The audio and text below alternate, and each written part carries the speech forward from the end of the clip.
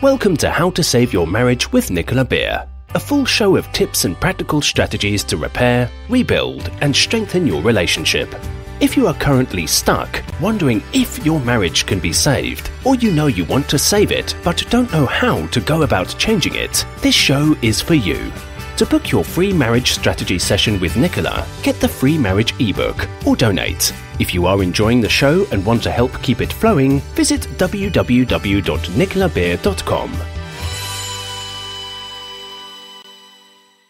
Hi and welcome. I'm so happy you're here. I'm going to be talking to you today about food, eating and emotional foods. In a time where food and fad diets and mental health are such hot topics, it is so important to acknowledge the food that we consume does indeed play a vital role in our lives, both physically and mentally. We often eat habitually without giving any thought as to why we eat particular foods and why there are some foods that we should exclude from our diets. Majority of blind eating comes from leading stressful, fast-paced lives and living in a generation where we are not checking the sources of where our food is coming from. This factor itself, along with the rise in illnesses across the world, highlights the major problem of stress or comfort eating the wrong foods laced with chemicals. We are eating foods that contain minimal or zero amounts of nutrients our bodies desperately need to function effectively. By eating foods that our mind, body and soul do not recognise as food or do not get nourishment from, puts us in a state of unease and starvation. This is our body's way of communicating with us that something is not okay. It is this innate voice that keeps us connected to our inner souls. And when we choose to listen, we are able to slow down and pay extra attention to the nutrient-rich foods we need to consume and the emotions we need to address. There are many ways our body communicates with us, whether it's through cravings, addictions, allergies, and more. So in this episode, I will explain how to listen to your inner soul and interpret what your body is trying to communicate with you and why emotionally. So why does the body need to communicate through cravings or addictions? When we are too busy to listen to our bodies, we forget that without our mind being fed the right foods, we are depriving our brain from efficiently processing different emotions. Our nervous system relies on our brain to send important memos around the body to help us remain calm, feel good about ourselves, and react appropriately to difficult situations. The more nutrient deficient food we eat, the more our bodies will struggle to cope with the day-to-day emotions and stresses. People often think that they need to diet in order to combat the unhealthy addictions they gain through stressful times. However, we need to teach ourselves to listen to our body's need rather than just assume what is needed.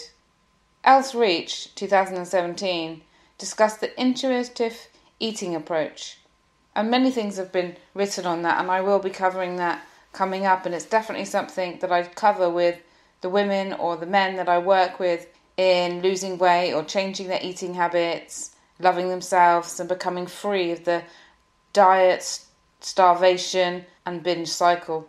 Intuitive eating is really great because it encourages you to listen to the deep inner messages of your body in order to effectively connect to what to consume and what your body needs. This approach moves away from the good or bad stigmas attached to food and focuses more on eating what your body is telling you need without feeling guilty. Through intuitive eating, you are able to remove the negative feelings associated with certain foods, and you're able to deal with emotions in other ways.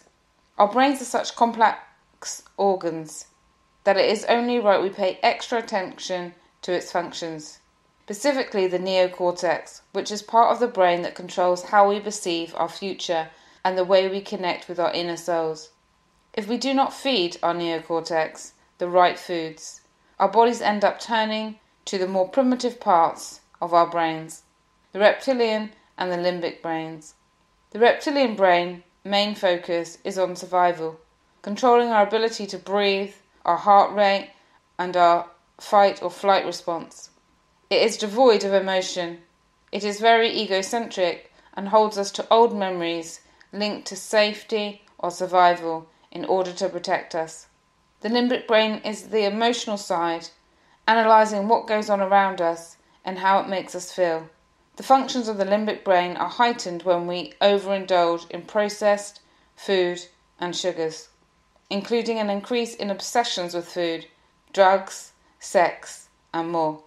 The neocortex part of the brain does not function well under stress, and this is where the limbic brain takes over, which basically means emotions are heightened and responses to situations are emotional rather than rational.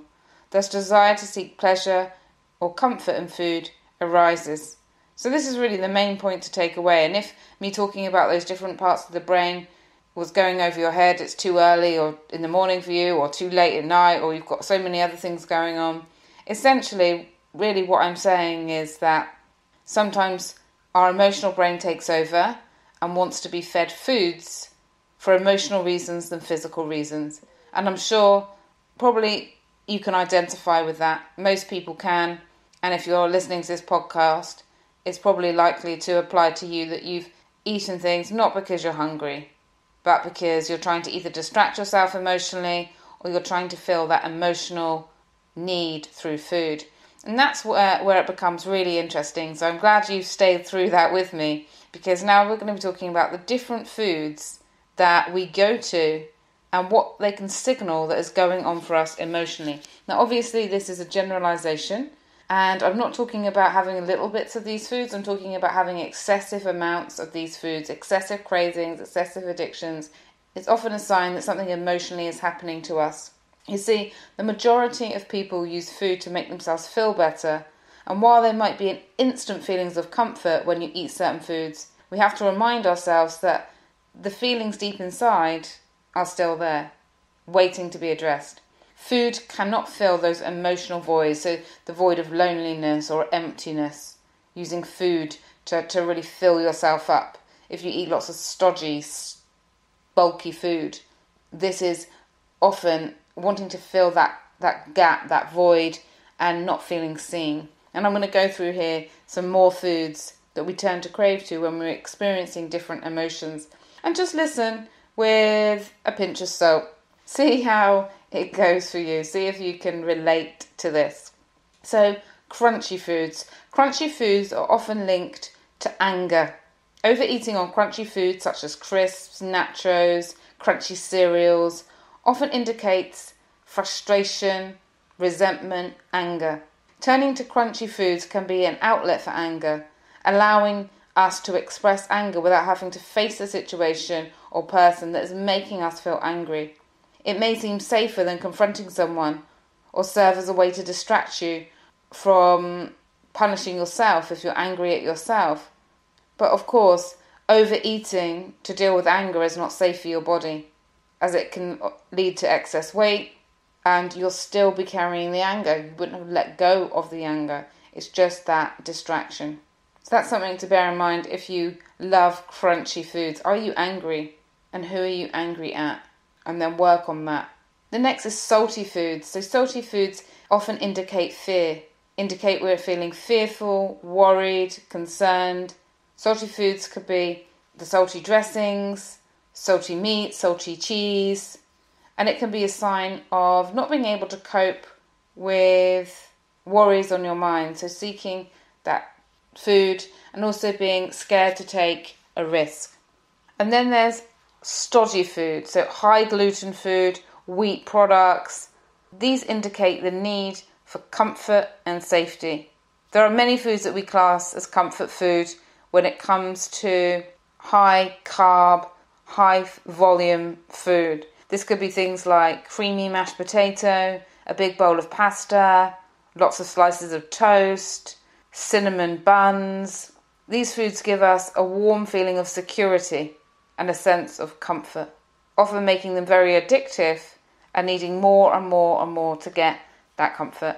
And as you know, remember, I was making these so-called healthy cakes. They didn't have any sugar in, but they were just wheat, and I could be eating half a loaf of bread in one sitting if I started on it. So sometimes we're just needing that comfort of like stodgy foods, needing that safety.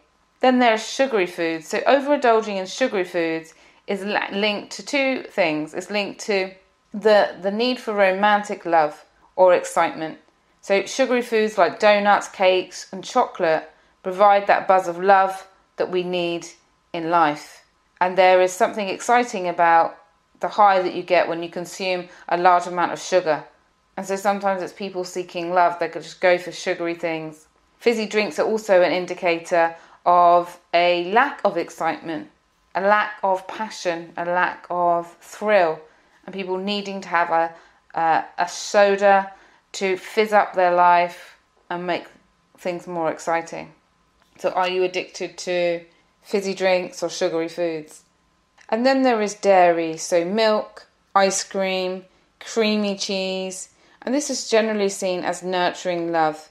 And when you think back to the first food you ever experienced as a baby was your mother's milk, which was creamy. So creamy and dairy milks and dairy products often feel that nurturing love. They're often connected to that nurturing love that we're missing. And maybe we miss being cared for, shown affection to, shown attention to.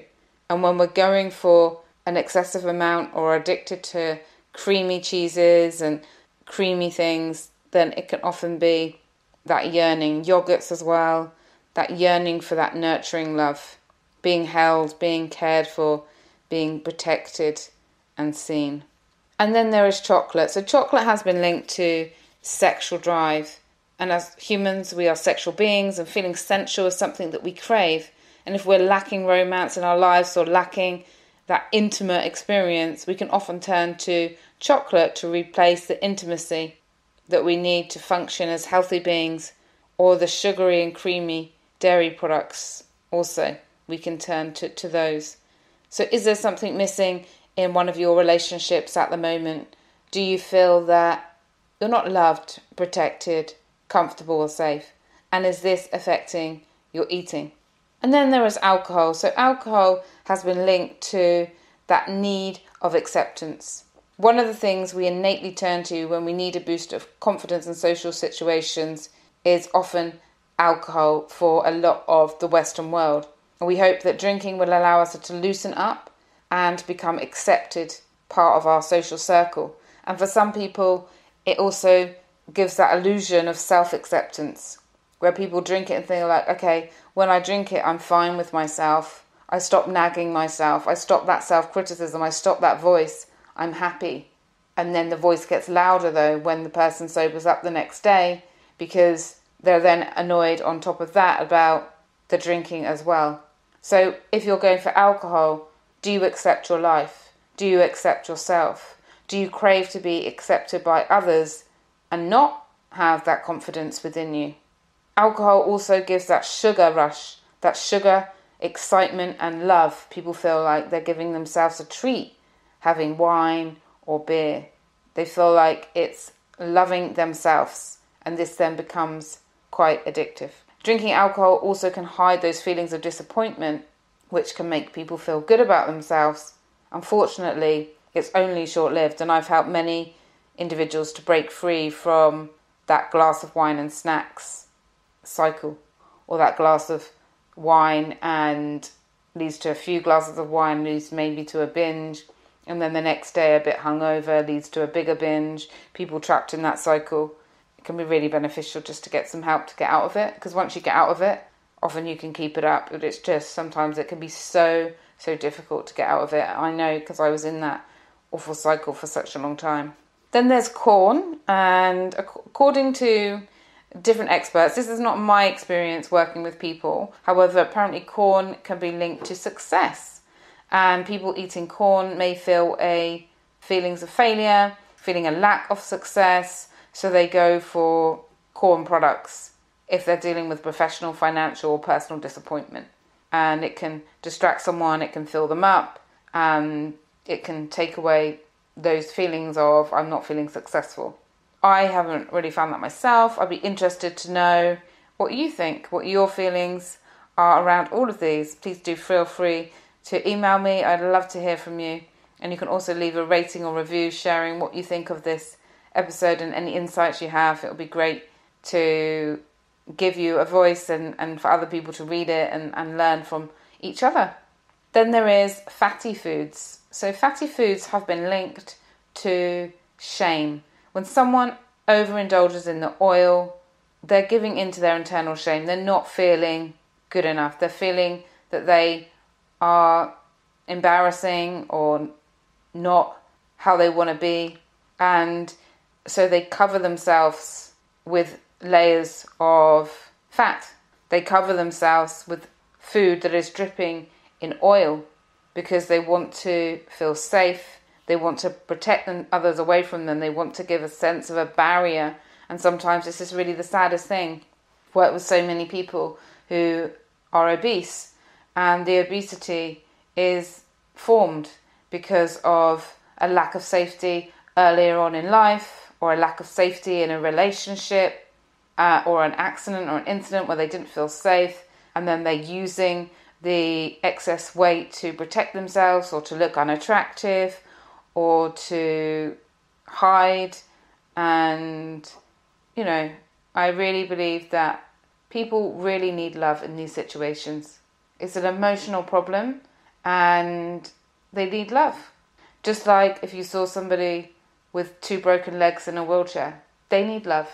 And so do people who are obese. So let's look at food and the mind. As well as certain foods being linked to specific emotions, there are negative internal messages we are sending ourselves when we are eating particular things. So in relation to what I've just shared, let me just connect a few of them for you and see how you can notice the mind and food connection. So when we're eating for crunchy foods, for anger, it can create more troubled thoughts for us. It can make us be more aware of our anger because we're not actually dealing with it. So sometimes people can be really sat in their anger. Salty foods can also mean the fear of being different. So when we eat salty foods, it can often be linked to specific emotions. So we're eating the food and then we can actually feel actually different. This is what studies have shown. So the reverse, when we eat these foods, it can create that emotion. So eating crunchy foods can create more anger, for example. And then there's high gluten or high wheat products. And this can often symbol that to ourselves, we cannot rely on the world. We can only rely on ourselves. So when we comfort eat, the message that we're giving ourselves is, the world is scary. The world isn't safe. I do need to worry. No one can provide me with comfort and love. Food can.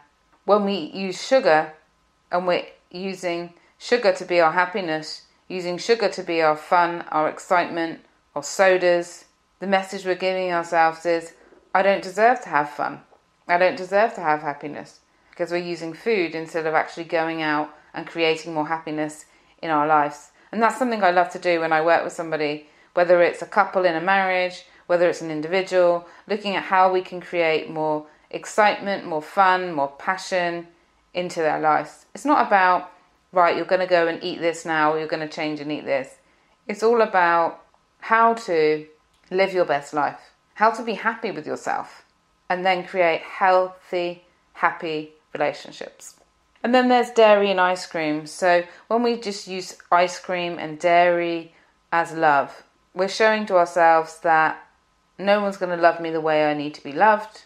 No one loves me. Food loves me. I'm getting my love from food. And sometimes, if you've ever stayed in to be with food, which I did countless times over years and years, turning down invitations to go to parties because I wanted to stay in and eat a certain food, it really has this grip on you. So it's really important to just assess, what am I really feeling here? What is the emotion? And just really feel your emotions. Put the food away and feel them. And also I like to ask myself, what would you get off your couch for? I was going to say something else then, but what would you get off the couch for and drive at 10 o'clock at night to go and get? I have done that with cereals. I've done that with cheese. I've done that with sweets and cake ingredients and bread. What are your foods that you have literally late at night gone and got? Or what have you thought about in panic that you might be running out of? And then you'll go and buy a massive bulk load of it so that you don't run out. Is anyone else out there as crazy as me?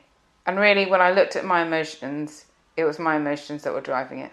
So looking at using food to distract me from what was really going on in my life. And then there is chocolate. Sometimes eating chocolate for sexual needs and sexual desires can be a sign that you're feeling or thinking that sensuality is bad, see it being sexual is bad for you. So you go for the chocolate instead. And by all of these are obviously excessive. And if you share it with your partner, then of course that's different. But if you're eating it by yourself in secret, that's what it can mean. And then there's alcohol. So when we use alcohol to be ourselves, when we use alcohol to socialise with others, to go on a date, to get us in the mood for intimacy, sometimes we're sharing with ourselves that I can't be my true self because no one will accept me for who I am. And therefore, we are being something else. And then there is corn. So if we don't feel very successful, according to experts, this one is basically saying that I'm not a successful individual. I'm a failure. So if you're addicted to like popcorn or corn syrup products or corn on the cob, it's not feeling successful as an individual. And then there's fatty foods. So if you have an over addiction to fatty foods, this is really about you're feeling ashamed of yourself. You're feeling that you don't deserve anything good in your life. Obviously that's a generalization, but you don't deserve good. You don't perhaps deserve happiness or love. Now you may identify with this, or you may think that this is really dark and deep, but some of these things can be happening on a subconscious level, as in you're not really aware of them. So whenever I do work with somebody, I often combine the unconscious processes. So it's good to look at what is really happening and what are you really feeling, and not just working with your conscious mind, but the unconscious mind. I was reading a leaflet on hypnotherapy the other day, because obviously I do a lot of hypnotherapy, and new research has shown that the unconscious mind is 6,000 times more powerful than the conscious mind. And it drives our lives because it's 6,000 times more powerful. So are you driven by your subconscious mind, or are you driven by your conscious mind? Who is in charge in your life right now? And what are you doing to change it? And as you know, I'm a big advocate for hypnotherapy and meditations as they work with the subconscious mind. There's also some other processes. It's nothing to be scary, although I know when I first heard of it, I thought, I don't want anyone messing with my brain. But actually I realised that no one actually can do that, because you can only accept things that you really want to accept. So in summary, using food as a treat for comfort on an odd day is perfectly healthy. We've all done that. However, once you understand the connection between food and emotions, it's really going to support you to learn better coping mechanisms during those tough days. So it's not saying don't go and have a chocolate bar, a sugary cake, a creamy tub of ice cream, or whatever it is that you go to. But it's saying realise and notice that the emotions still need to be dealt with, and it's not a long-term fix. And everything we eat can actually also impact our emotions. The mind and body is not separate at all. It's one unit. So they completely interlink. Nutrient-rich food will encourage the neocortex brain to function healthily. So innately you will stop turning to food as a source of comfort. By understanding and listening to your inner soul, you're able to uncover the feelings you need to address and learn how to feel satisfied emotionally. While this may be a scary challenge to address your fears, with the practice you will learn to become fully in tune with your mind and body, creating a happy, healthier you. From my heart to yours, thank you so much for listening. It's been a real pleasure to be with you today, and I can't wait for you to join me in the next episode. Take care. Bye. Thank you for listening to How to Save Your Marriage with Nicola Beer. To book your free marriage strategy session today, you can visit www.nicolabeer.com, where you can also get the free marriage fixing ebook, request a topic for the show, and make a donation if the show has been of benefit to you and you want to help keep it going. We wish you an amazing love-filled day ahead.